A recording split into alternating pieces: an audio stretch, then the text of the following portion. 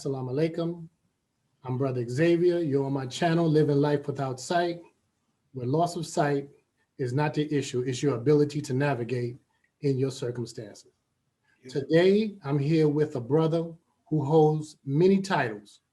In the Nation of Islam, he is the Assistant Supreme Captain. He is also the National Trainer of the FOI in the Nation of Islam.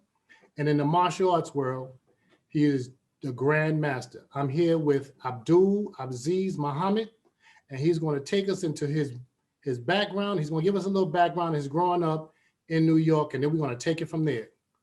Brother Grand Master, us. Also, formally and still known in most of the circles as Grandmaster Anthony Muhammad, because Abdul-Aziz Muhammad just came to life. Yes, sir.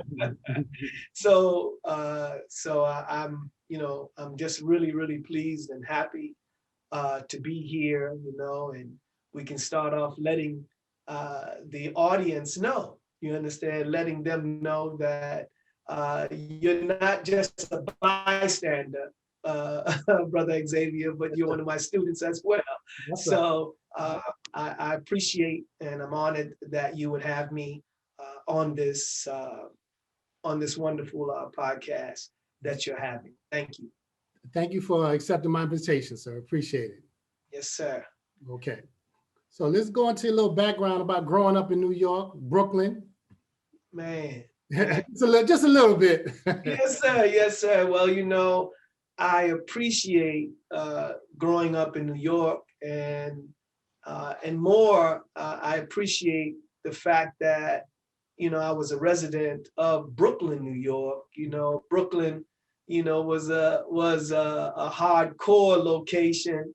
And I say to some, like here in Chicago, there is what is called the West Side, and the West Side of Chicago is a, strong, although they have so many varieties of people, it is known by the difficulties that are present in and on the West Side. The Honorable Minister Louis Farrakhan said that the West Side is the best side, because where you find our people mostly downtrodden and hurting and injured are the places where, the best of believers come, So in terms of myself, I see Brooklyn as, a place that if you came up in Brooklyn, you can handle yourself anywhere in the city. Yes. Of New York, So my coming up in New York, first of all, I moved with my family, or I should say my family brought us into New York from the South. Actually, I was born in Mobile, Alabama. Wow. But at the age of 6, my mother and my father traveled up north here or there to New York. And we landed in Queens for about 6 months. And then we moved from Queens into Brooklyn, so from then on, Brooklyn was my place and our place of living and growing up. And also it was the place where we first received Islam. Yes, in New York City. So I was born in 1958. So in 65 is when we would have been in Queens. Yes, sir. And then from there, as I mentioned, into Brooklyn and so forth. So we were in New York at that time. We were exposed. My mother, my brother in particular, Ronald, Brother Ronald, he was introduced to Islam and in fact became a Muslim. Mm. And it was not even with my mother's, full knowledge. Wow. But he brought into the house message to the black man. Mm.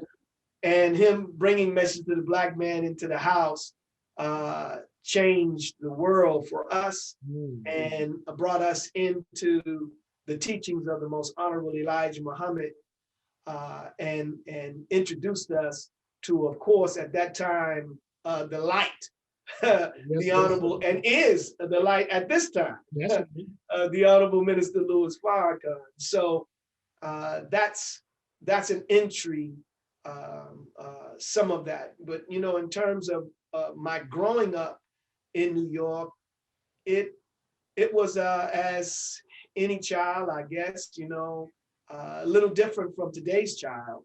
Yes, sir. Where today's child is a child that desires to stay in the house, to stay on the computer, to do those kinds of things. Where for us, parents would send you, go outside, go find something to do outside. Right.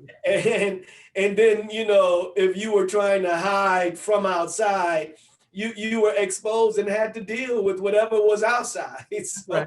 Eventually, so we grew up having to deal with those kinds of things. I was never a person who didn't appreciate outside. I loved outside. I enjoyed playing, and I had no problem fighting in terms of having an issue fighting, but knowing how to fight was a whole nother story, but what I did get from my older brother and my older cousin, I got boxing. I got boxing from my brother, and he used to teach me this before 6, because he was teaching me boxing back in when we were down south. Yes, so I don't know, I must have, what I can remember being down south and him having me on the front yard at times and teaching me how, to throw punches and whatnot as a boxer, not as a martial artist. It was not until my cousin, at that time, Charles, shared some things with me. And that was more when I was, when we had gotten into New York. Yes, sir. And once I was in New York, I can remember at times when he would visit our house where he would really intrigue me, because he would say, stand over him. And I would lay back. I'm sorry, he would lay back on the floor face up, and he would have me stand over him with a knife. Holding it in with my fingers, and he would say, just drop it. And I would be scared to drop it, but his hands would be down to his side, and he would have me drop the knife, and he would just hit it. He would be very, very confident, know that, if I'm not that tall right now, I was a whole lot less tall. So that means I was really close to him. So I'm straddling him, standing over him, and he would just let me drop the knife, and he would move on it. So those were instances of being introduced to the concept of fighting and martial arts. And boxing, I consider it a martial arts, a pulling together of one's forces to defend yourself against someone else, So depending upon how it's taught will make the difference of the martial arts or not. So anyway, Brooklyn was that kind of thing. We walked everywhere. We traveled everywhere as it relates to coming up. We were exposed to so much. Yes, sir. I mean, if you can remember, yes, sir, walking was no issue, and we would walk across the Brooklyn city, the borough. We'd be all over the place. Yes, sir. Of course, attempting to stay out of the white neighborhoods and crossing those territories in terms of our own.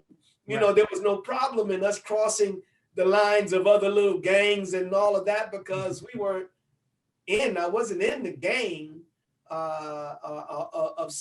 in that way, but I was, you know, our people was our people all the time, and we didn't care where we went as far as that was concerned. The only place we didn't really want to cross over too much was the white community. That's right.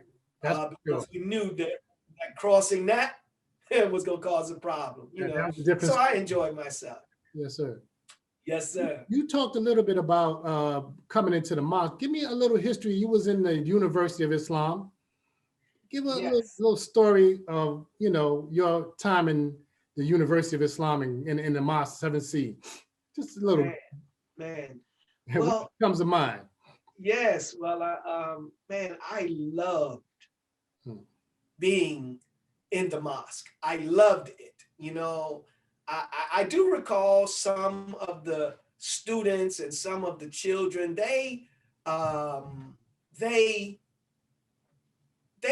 may have had difficulty, like you know, when I say difficulty, meaning just like a child being in school, you know, some didn't want to go to school and whatnot. I loved going to school. I loved being in the nation. Yes, sir. But you know what happened in that is that in coming into the nation, see, we had to write our letter at an early age back then. In fact, I didn't write my letter to come into the mosque until I was 13 years old. My mother had already come into the nation, but you know, she would always tell me, I remember my mom, you know, saying all the time, and it was Tony at that time, you know, so she would say, Tony, you come on, I want you to write your letter. And I'm 13 years old. I'm not looking to write a letter.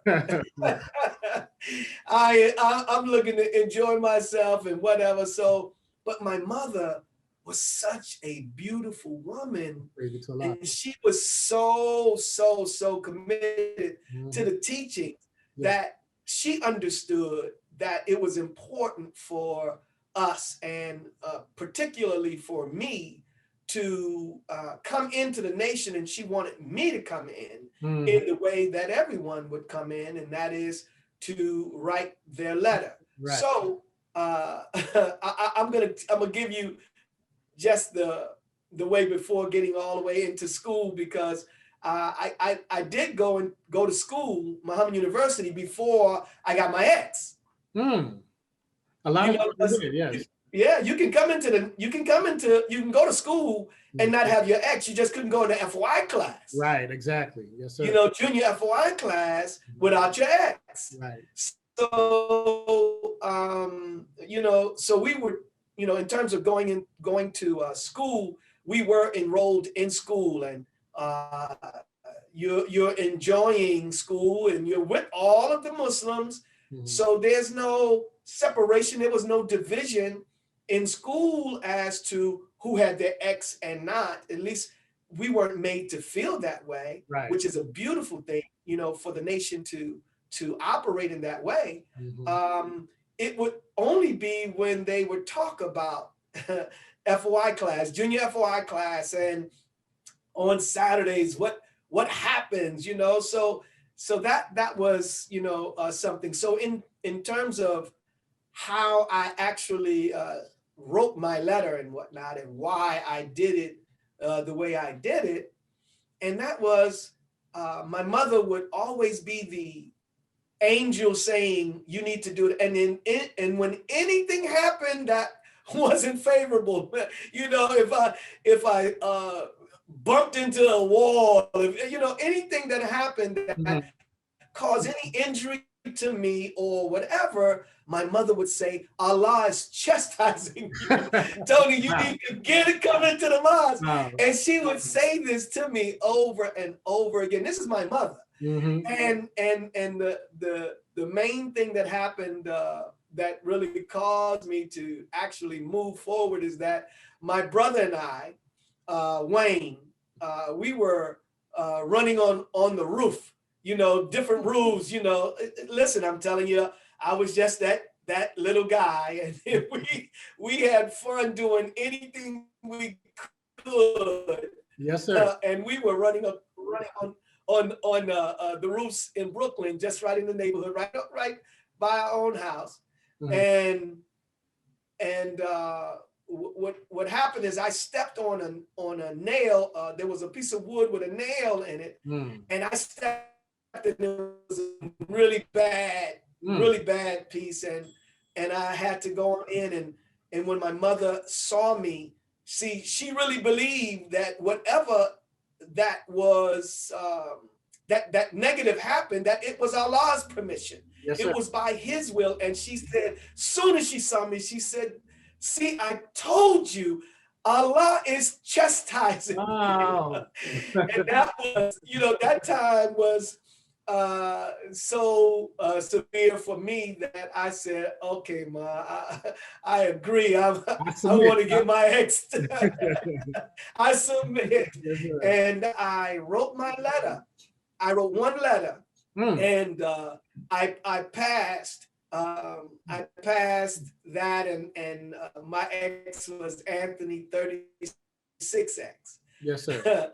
And that was in 71 when I had gotten that, got my ex. I was already in Muhammad University, and from that point I went to junior FY class and continued on from there. Yes, sir. And I do remember your mother, Sister Rosetta. Yes, I do. Yes, indeed. Yes. Yes, indeed. Mama, she was some Muslim, I tell you, I thank Allah so much for blessing me with having some knowledge of my mom, and she was tremendous. I got to say that she was better than me, absolutely, when it comes to resurrecting the dead, when it comes to fishing. There was no better fisher person than my mom. My mom didn't care. She didn't care. Huh? Yes, sir. Say it again. I said, no, I said, yes, sir.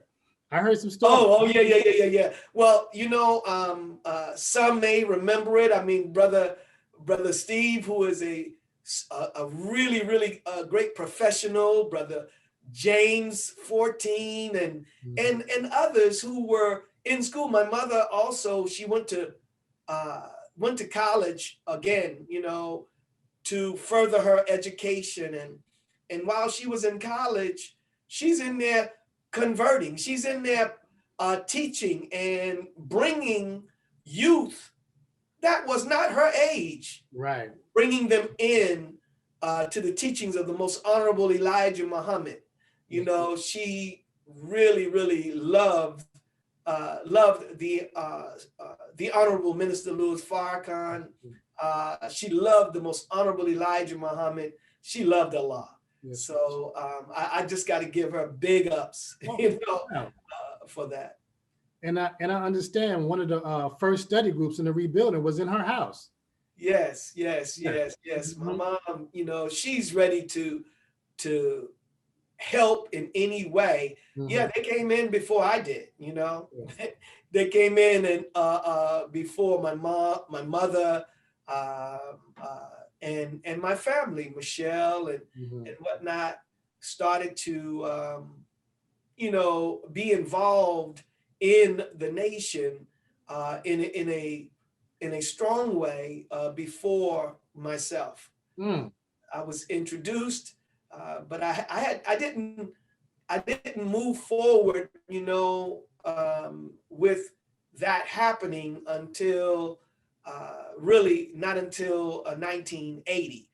So in February of 1980 is when I actually came to the mosque, and there was an event which was more of a reflection on Savior's Day, where I believe it was the minister who spoke via telephone to all to the study groups and whatnot, and we were telephone hooked in, and we were at a dinner setting at the Harlem State Office building, and that's where that's where I had come to get introduced in this dispensation. Yes, sir. Back to the Nation of Islam. So I really, again, thank Allah for my mother, who was always, I mean, anytime she knew that the minister was speaking somewhere. I remember it was at a school in Manhattan, 70, I don't know, I don't remember exactly what year it was, but the minister spoke, and that was like one of the first periods or times where you didn't have a lot of brothers that were around the minister at that time.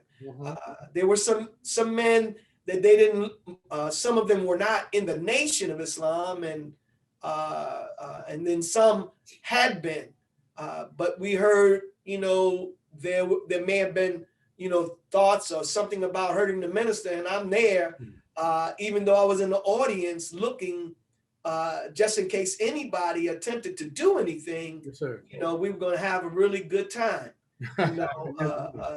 working with any of them that wanted to go to work like that, So, but Allah is the best knower, and gave us opportunity to get stronger, and all praises are due to Allah. So yes, sir. Yes, sir. All right, we're gonna switch gears a little bit. Okay. We're gonna you took off. I want you to put on your Grandmaster's hat right now. Us. And let's go back to the beginning. Your first introductions to the martial arts, and what was that like, and who was it with? Okay.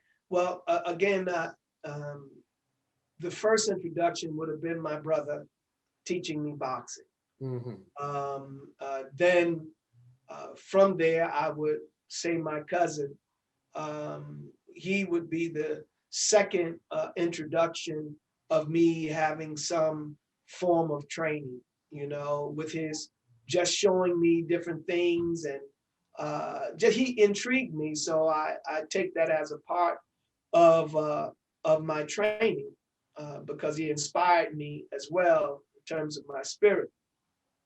My next formal training came while I was in Muhammad University of Islam, and we had Brother Van, who came in, who's a student of Brother Thomas, and who was also someone known in the nation prior to 75. Yes, sir. As an individual that was a martial artist and well known. So I received a yellow belt in that style while being in Muhammad University. Yes, sir.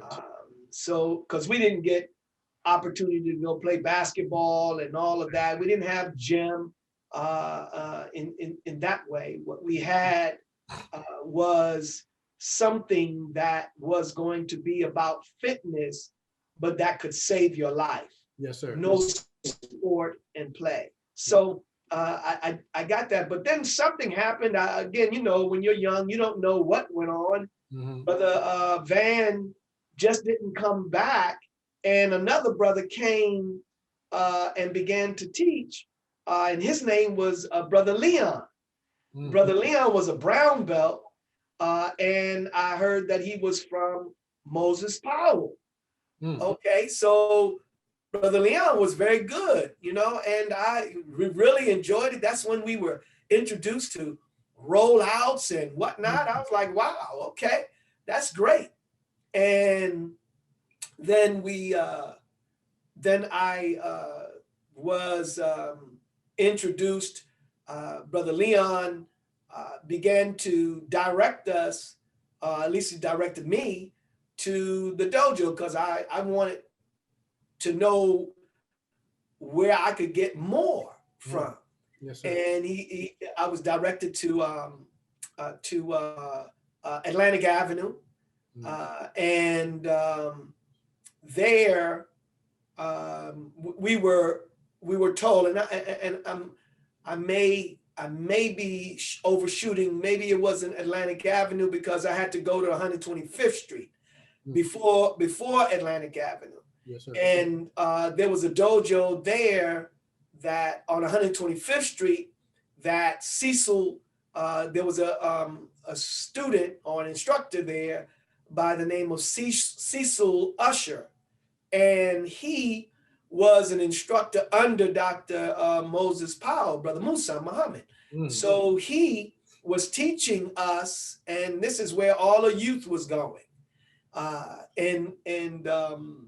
While we were there and we were under his instruction for a while, something had happened where Brother Sensei Cecil had did a little something to myself, meaning he took a few of us that had aptitude and was using us to hone his skills. And what happened was there was a particular move that was done that caused some injury to myself. And the word went to Brother Musa, to Doc. And there I saw how another brother came up from Doc, and his name was Randy. It was DeWitt Scott. And Randy was someone who came up to take control over the dojo, and then he became that particular dojo's teacher to us as young children. Yes. And it was I appreciate it, and I can say that it could not happen today. The kind of thing that we went through as children. To give you a for instance, we would get in line to go one after the next to be choked unconscious to understand how it felt, so you would not be ignorant of what that would be like. Oh, wow. And you're in line waiting for your in line for the slaughter, huh? You're in line and you watch everyone go through this process, and he would put you to sleep and then wake you up. And you stand on line to wait your turn. You stand on line to wait your turn. Wow. And so that was, and this is children. I'm talking, 10, 11, 12. I'm talking we're young at this point. But this is something that we went through. Yes, sir. Everyone can't say that type of thing. And no one was injured. Okay. Everyone succeeded and then was moved to another level. When I say another level in your thinking, not just talking about your belt, that's meaningless. It's really that you were moved in your understanding, because Doc, he didn't teach us how to, he didn't teach us to play martial arts. Right. It was actually how to survive and live and overcome an enemy that is intending on doing you harm. Yes, sir. So that's that. So from that being with him, I then, in that time period, I still wanted more, and I went to Atlantic Avenue, and that's where I got really engaged with Doc, on a personal level. Yes, sir. And he was such a beautiful, beautiful brother, where I remember, see, we paid, he had us paying $5 a month. And that's when we paid, you know what I'm saying? Yes, sir. So $5 a month is what he would charge us, because it really wasn't for the charge. That was just something to to make you understand that you were contributing to this process, and the parents were doing that. So Doc, I remember one time he said to me, you know, because we called him Master Musa. Yes, You know, sir. we call him Doctor now. That was the last title that he had, but at that time he was Master Musa or Master Moses. If you were in the nation, you knew him as Musa. You know, if you were not, you would have just known him as Master Moses Powell. Yes, sir. So I would say, yes, Master Musa, Master Musa, whatever. And he would be the kind of brother talking to a young boy. He would say to me, he said, no. He said, don't worry about that. He said, just call me Brother Musa. And I would say, yes, sir, Master Musa. Right. Because I was always taught, you know, respect. Right. You know what I mean? I appreciated, even as a child, that he would, you know, drop that for me, because it was more to be a brother to him than to be classified as a master and whatnot. So he was truly true to that. You know, we must be brothers first. But, you know, again, as I've been taught to have respect for my elders and for everyone. So I would still maintain the integrity of that, because I appreciated him as a master, and that's how I knew him, and that's how I referred to him always. So anyway, yes, sir. Yes, sir. Can you go back in the regions of your mind, and can you remember the first time you met him, and what did you think when you first met him, if you remember the first time you met him? I thought he was awesome, but, you know, I have to say the first time that I got a look into this art, it was really when I came through Atlantic Avenue, and when I saw youth practicing, man, they were actually in a test. And I was amazed at some of the youth that were testing and what they were doing. I thought it was just outstanding. And they are the ones who inspired me. It wasn't an adult. It wasn't Doc in particular. It was the youth that I saw that inspired me and made me want to do this more. And then I wanted to follow the one, you know, that was giving all of this and teaching all of this. So I was already at awe with students. Yes, sir. So when I got a chance to see him, man, when I saw him moving, it was amazing. It was amazing just to see him move in the dojo.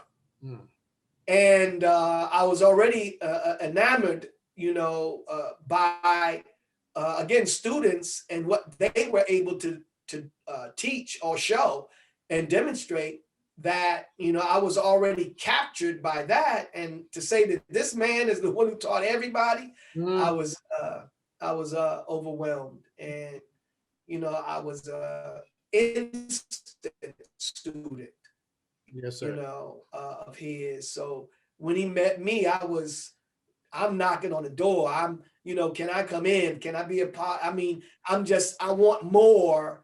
And he then began to let me into areas and places where I wasn't supposed to be, you know, in terms of where others were studying, or that they were levels above myself. He had me as a yellow belt. He had me teaching the children's class. His children's class, he had me teaching, which were children that were not very much younger than myself, you know. But that's something that he was good at too. He was good at teaching persons like Randy, who was teaching me up on 125th Street. Yes, sir. He's not very much older than myself, but he was tremendously skilled. And Doc got him to take on the responsibility of teaching. I remember him saying one time to me that he didn't really even want to do all of this. He didn't want any of that. He enjoyed just training, but he was motivated. And you can get motivated in a few ways by Doc, you know. Yes, You can be directed, you know, and it's something that you're gonna do because he's gonna set the stage, but he prepares you and gets you right for it. So, you know, so I was definitely enamored. I can't remember exactly when that was. Okay. But it was, you know, definitely in my early years. Yes, sir. So let's fast forward. We're gonna go forward. We're gonna come back. Talk about your style and what you're teaching now, and how can people get in contact with you in what you're doing in this time now that we're doing virtual. Well, yes, sir. Absolutely. Thank you for that. I want to say that, you know, what I'm teaching, what is called is VSK. And what VSK represents is Vijitsu Te, or the Vijitsu. This is the study of what was taught by Doc's Brother Musa's teacher, Dr. Moses Powell's teacher. V is the V. And then you have the S, which is Sanukis Ryu Jiu-Jitsu. And Sanukis Ryu Jiu-Jitsu is the system in which was developed by Dr. Moses Powell, Brother Musa Muhammad. And then you have the K, which is Soke Little John Davis system. It's the system that is designed by him, which is Kumite Ryu Jiu-Jitsu. But let me say this, that the formulation of these arts is not really, in my opinion, I don't consider having formulated.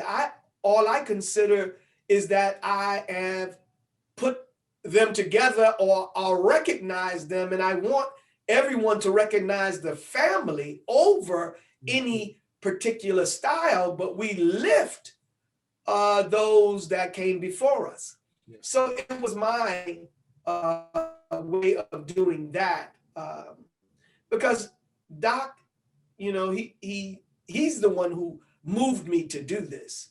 And he said to me, you know, you're doing something different. I want you to name it.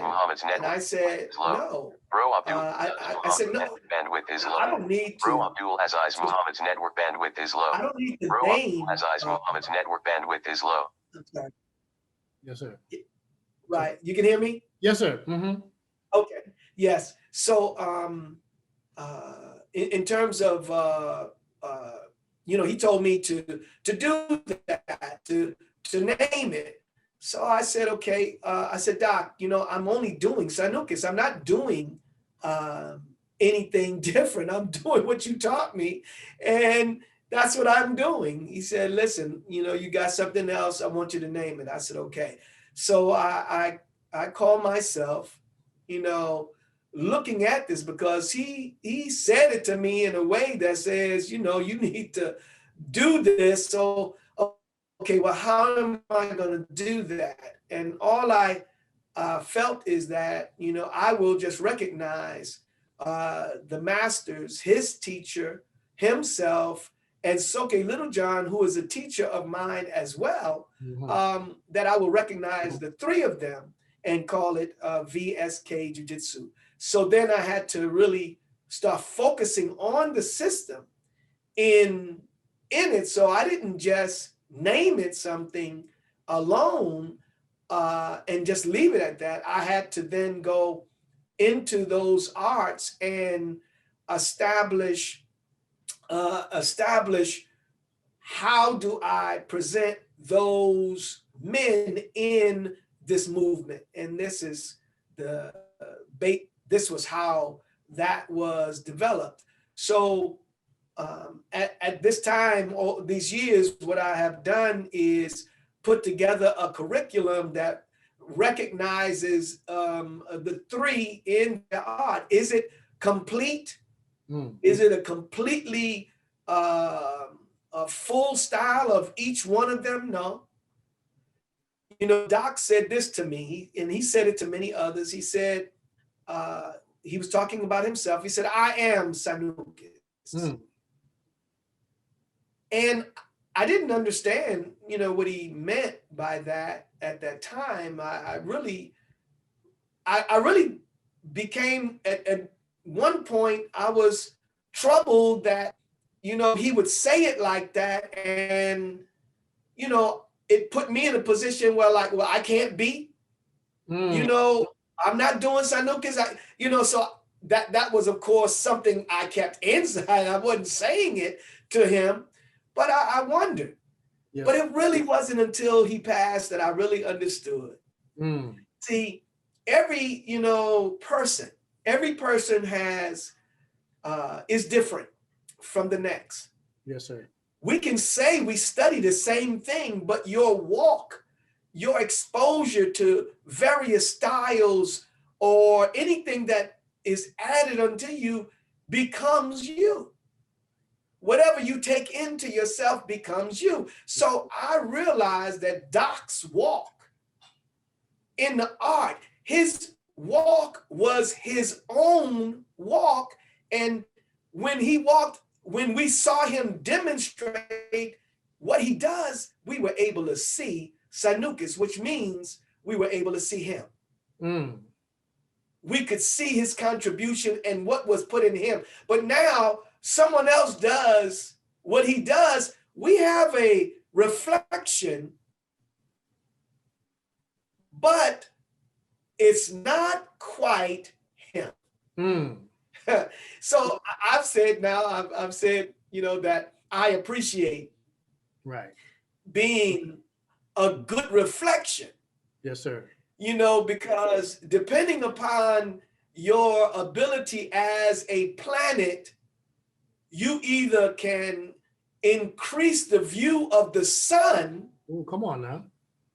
Or if you try to absorb it or take it yourself, then you can reduce it because you want it to be you. So you take it in, but you don't shine it or have it shine so others can reflect on the one who is being shined. So the sun is the giver of light. Come on. But now, how much of a reflection are you of the sun that gave that light? So everybody can be that. And the question is, you know, how much a reflection? Because everyone wants to say that they do Sanukis. Well, you do a facsimile of Sanukis. You do a facsimile of Jitsu Te or Jitsu-ru. You do a facsimile of Kumite-ru Jiu-Jitsu. The question is, how can you reflect the image of the actual presenter of what was given over your own? And just that's my my little say in reference to that. So where someone can really look at what we're doing and see what I'm doing. I know I'm one to bring family together. I'm not one to separate family. I'm one to bring it together. That's what I've been taught by my teacher, my greatest teacher, which is the Honorable Minister Louis Farrakhan. Sure. He is one who brings others together. He's not one to show division and produce division. No, he is a perfect guidance for us, and I try to use him to the best of my ability to do everything that I do. And I can only say that the reflection that I give is all of the good things. You know, I can't, whenever I do anything wrong, that's not his reflection. Yes, sir. That's my. All praise. Yes, sir. Yes, sir. Now I'm gonna go back. Okay. I'm sorry, and you had asked though. There's a way for those, if anyone wanted to get in touch with us and that type of thing. One doing online training every week. Soke Little John Davis and myself we're online every week on Tuesdays and Thursdays, just to let everybody know. And if they wanted to take advantage or come on and see what's going on, all they have to do is text. They have to text VSK to 74121. So if they just put VSK in the message area of a text, and then where you send the message, like a telephone number, you would put that up in that telephone number area 74121, and it'll send a message to us, and we'll begin to notify you when we have class, just for the sake of knowledge. Thank you. Yes, sir. I'll let you do it again at the end of the show. Yes, sir. I want to go back. When I first, well, I knew you from the university, but when we first came back for the rebuilding, you were on post with you was on post with Minister Kareem, and we connected. Yes, sir. And you told me about your class, and I went to one of your martial arts class before I even went to a Sunday meeting. Yes, sir. Okay. Yeah. Praise be to Allah. I'm just setting that up to say, I want to talk about an instant where we were training, and anyone who knows you, if you got time, you will train them. We used to train in your house in Flatbush. Yes. One particular day, we had too many people, and we went to the park, and we was training in the park, and with some FOI, some other people, and some guys walked over and was watching. You want to take it from there? Yes, sir. Yes, sir. Well, yeah, we're out. This is late at night too, and we're training in the park. And what happens is there was two fellas and a girl actually that came walking through. We were on the inside of the park, and it's a school actually. So they were walking on the side of the school, in between the gate of the park area and the school. So as they're passing by, they're on the outside of the gate, and one guy stops, and the other two, they stop as well. So what happens is that the other two wanted to continue, and I seen that they had some words, whatever it were, and they left. But the one guy stayed. Now, mind you, when they came and they were looking, I stopped the technique portion, and I went into exercises so I could, hopefully they would pass by and I can continue, and they would not be all up in the secrets and all of the information, because we're exposed to everybody. Well, he stayed so long that I said, I can't continue just working them out. I got to give them what I was doing earlier. So I began to give techniques again. And the guy left from being outside the fence till he came inside the fence and stayed on the edge of the fence. And as we continued, he started moving up closer and closer. And then he started to engage while I'm teaching. He's engaging, saying, do you all teach? He said, do you go to tournaments? I said, I can hear it coming now. I'm at this time I've been, competing, so, but I knew where he was leading, appearing, feeling like he was getting ready to go to. He said, do you all spar? I said, a little, and I'm trying to keep going, trying to be courteous, yet I want to answer. And then he said, you think maybe we can spar? Now, again, this is at a time, this is in I don't know, Xavier, what year, when would you say that was? That had to be 81 or 82. Right. I would agree. And, so I'm at that time, I'm not shy to want, opening up, but I didn't really want to do it around my students. But they heard the way he was presenting himself, and they're looking at me. Now, this is, I want to say, and I have to establish this disclaimer. And this disclaimer is just saying that, you know, when you are sure about yourself, you don't have to be worried about, you know, what someone does. And of course, if I was more mature, I would have just let it go. But I gotta say I wasn't, and I enjoy getting down, you know, a little bit. And so I said, I stopped my students at this point because he was interrupting so much. And I said, okay, let's go. Now he was, you know, of course, taller than myself, you know, and I want to say that he wasn't a slouch.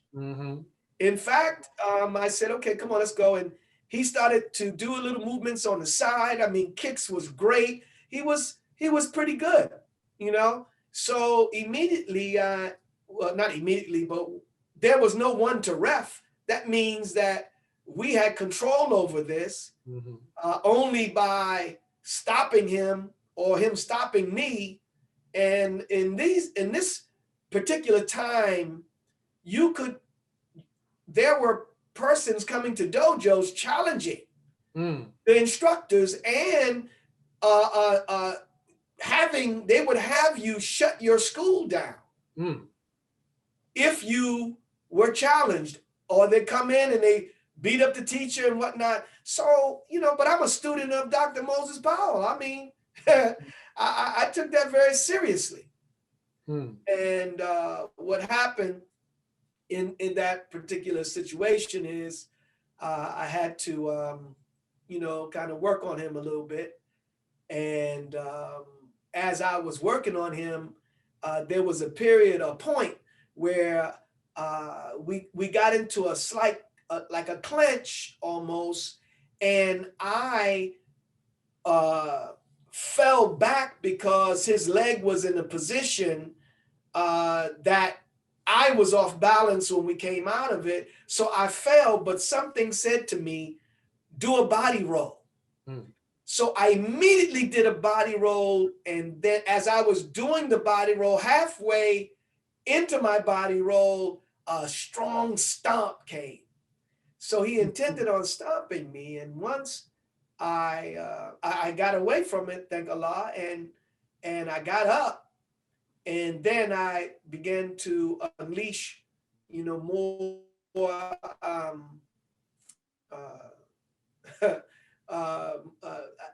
began to unleash some things on him where he became a little bloody, and I realized that if I continue with this beating on him, that he could really get hurt in this situation. So what I did was, after hitting him, you know, people may not give way because they are locked in their ego, even though they may be losing. Yes, sir. So I gave him a way out by stopping, and I put my hand out and I said, that's okay. I said, good, brother, good. I appreciate you, man. You fight real good. And I gave him an opportunity to accept that, which he did. And then he moved off with, you know, he moved off, and we were able to continue. And I didn't have a discussion with my students. I just said, let's get back to it. And we continue working out. Yes, is that how you got it, Brother Xavier? Is that how you remember it? I remember all that, but the thing that really got me was, brother, you didn't whip his behind. You kicked his. And brother, the guy was bleeding from the mouth, bleeding from the nose, and as I remember, he was on one knee, and you either put your hand around him on his shoulder, or you shook his hand, and you started talking to him, like you said. You said, "Oh, brother, you was great. Your kicks was good and everything." And you know, he was kind of defeated, but when you told him that, he kind of shook it off and he got his little self back together. And the first thing I said was to myself is, how do you make somebody feel good about getting an ass whooping? I mean, he walked off, he brushed himself off, and I think he got his little ego back and he walked off. Then the second thing was, after that happened, you wasn't breathing hard, you had no scars or nothing, and we sitting around, we all watching. Not once did you explain anything that happened. You didn't say, did y'all see that? Did you see my kick? You was like, okay, where were we at? And you just went, I'm like, hold on. I wanted to say time out. You're not going to just explain to us what just happened? And what, you're not going to brag or boast. And you just went on with the class like nothing happened. That always stuck with me. And I always wanted to bring that up to you. But yeah, I always remember that. Yes, sir. Yes, sir. And I'll tell you that, some of that was that, the truth, and I knew that really I should not have had to do that. But I allowed, my skill and my own, how I felt about you all looking, that I had to accept his challenge. So I didn't want to go into it afterwards because in truth, I felt like, I really should not have even had to do that with this brother. Because I was never one to want to show off like that. I would have felt better if it was just us in a room or us ourselves outside where I could have done that, where it would not have affected anyone else. So that's just the inside on that. Okay. All praise due to Allah. Yes, sir. Yes, sir. Yeah, we gonna wind down. I want you to give one of your favorite stories, I guess, with you, Dr. Powell, or anyone else, anyone you want to close out with, or any closing thoughts. Man, well, anything that come to mind. Well, how I got my black belt. I received my black belt, very, differently. It wasn't, back then we really didn't have a lot of, when it comes to that kind of rank, tests. There were tests. We did have tests, but the way tests would go on is that you would walk into the dojo, you wouldn't know that you were going to have one. And it would be like, okay, well, you after the workout, you're going to continue and you're going to be tested. So that's how that goes. Now, the situation with me is that Doc was constantly, he always saw me. I was one as a young boy who he,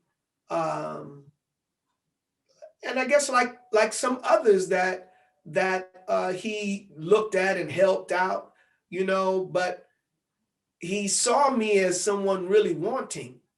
And I would be at the door waiting for Doc to come to the dojo. Not like just before the class. I'd be there, long before the class, and he would come to the dojo and he would see me. And he got to a point where he said, you know what, I want to give you a key to the dojo. So when you come in, you can just go inside. So I had a key as a young boy to the dojo and whatnot. So I've gotten many things. Matter of fact, before I go to the black belt part, I remember a time, matter of fact, this was I was already black belt, but this was when myself and Shidoshi Glenn Perry, we worked in McDonald's back in the 70s, and he was a martial artist like myself, and we became great friends and whatnot. But what had happened in this particular sense, because it was during the time I was in McDonald's, I went to the dojo and I was taught, I'd asked Doc, I said, you know, those weapons on the wall, you know, and they were side daggers. Mm. So these side daggers were, you know, the large, heavy ones. And I said, Doc, I said, you know, maybe one day you could teach me how to use those. He said, okay, get them up, take them off the wall. and he had me take them off the wall and get on the mat. He showed me the basic movements of how to move them and control them. And once he got that, then he just put me on in horse stance and told me to just keep on working them. And he went about his business. In the dojo, he started doing his thing and totally just, you know, I say he forgot me, but he definitely left me to just work this. So I worked it until it was time I had to go. And now I'm in McDonald's. I want to tell you, this was so hilarious. Where, you know, you use in the establishment, you turn burgers over on the grill. You slide buns off onto the burgers on the grill. I remember that same day after I had worked on those side daggers, I remember getting the buns, and I have the buns up in the air and I'm getting ready to slide them off, and my hand goes into a spasm.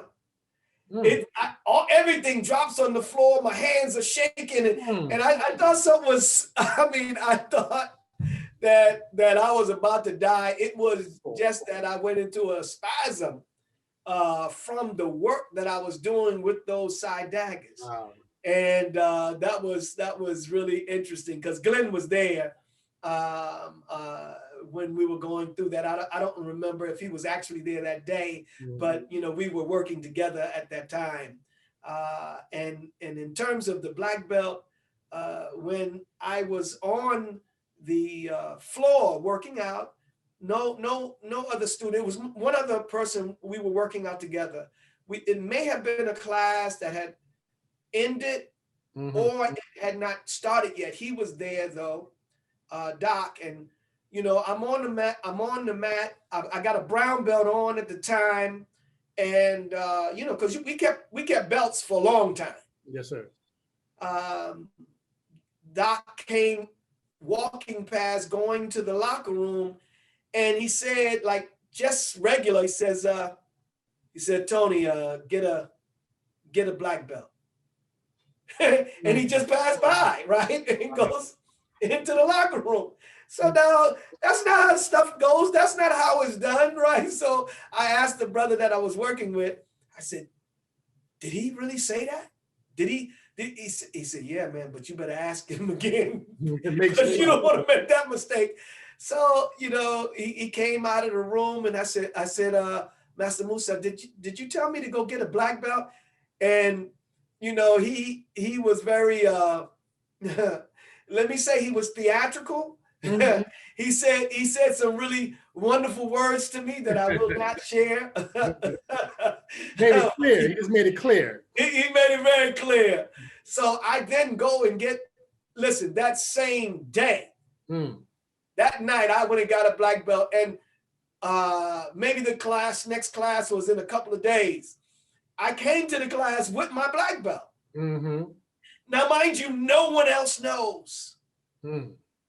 So they see me, who the last time they saw me with a brown belt, they don't know nothing about anything. Right. And they all came to me. What are you doing with a black belt on? All of the black belts. I mean, back in those days, you got 20 black belts in the class at one time, you know. So they all are on me like that. I said, listen, you just got to ask Master Musa. He's the one said to do this.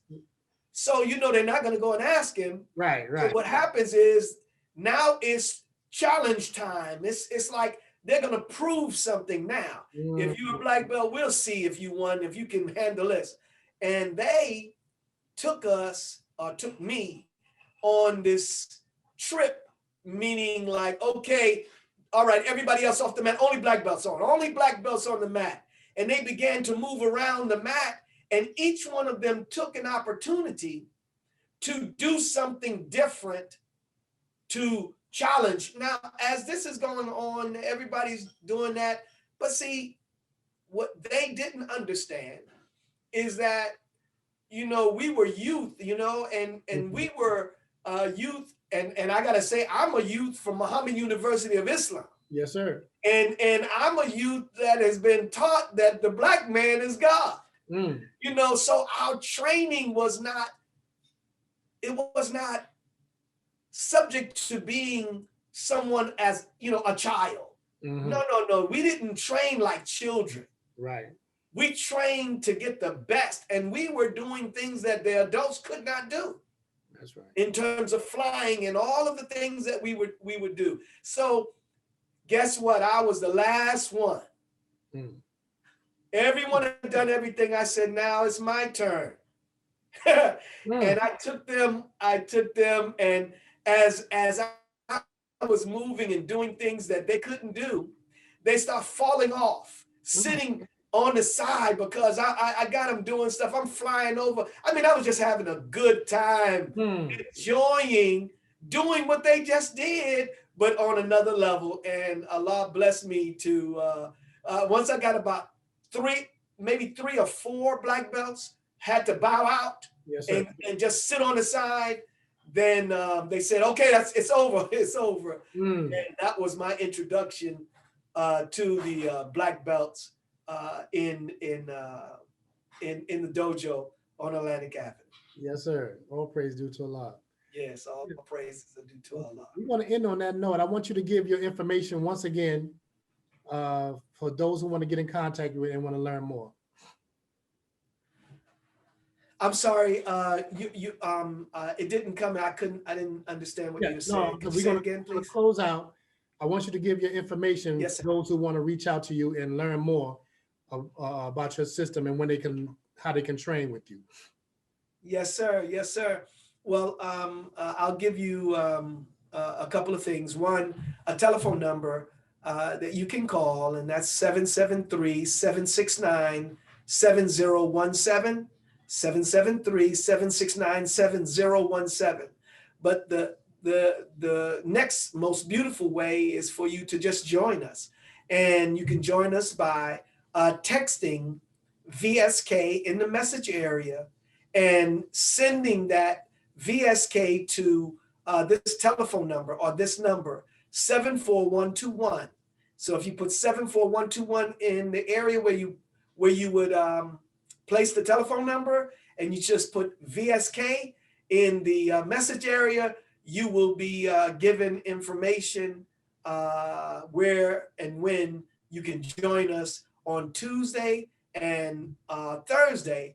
On the East Coast, it'll be at 8 o'clock from 8 to 9, an hour class on Tuesday and Thursday, and then Central Time it would be from 7 to 8.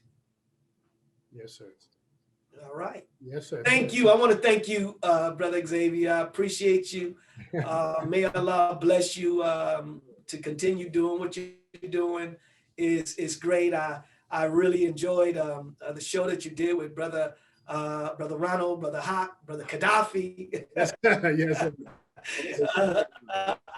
I really appreciated that. I really needed to mention he was really an icon, a established point in our journey coming in terms of the nation in this dispensation. And I pray Allah that I'm going to reach out for him. In fact, yes, sir. And I should have already done it, because he has been a steadfast brother in the community, and he was wonderful in the nation, and definitely my brother.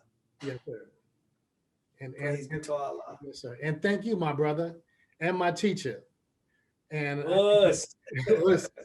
I would like to thank all those who are listening to my channel, Living Life Without Sight. This is Brother Xavier. Don't let your disability limit your ability. I thank my guests. Thank you, brother. I appreciate you coming on this platform. Thank you very much. May Allah bless you. Assalamu alaikum. Thank you. Wa alaikum salam.